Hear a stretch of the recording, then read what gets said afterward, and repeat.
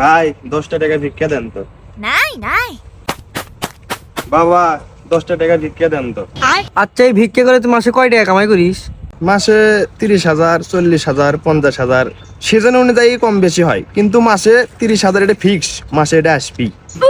30, 40, 50 মানে 30,000 টাকা ফিক্স।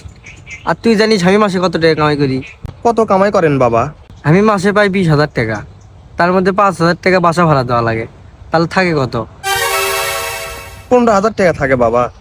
এই 15,000 টাকার মধ্যে 3,000 টাকা ছোটপল্লির স্কুলের খরচ আর 3,000 টাকা কিস্তি। তাহলে থাকে কত? 9,000 টাকা বাঁচে বাবা। 9,000। এই 9,000 টাকার মধ্যে 5,000 টাকা বাড়ির বাজারের খরচ। তাহলে এখন বাঁচে কত? 4,000 টাকা বাঁচে বাবা। 2,000 টাকা গাড়ির পেট্রোল খরচ আর 2,000 টাকা আমার খরচ। এখন কত বাঁচলো? তাহলে না বাবা মূল্য থাকলো খালি।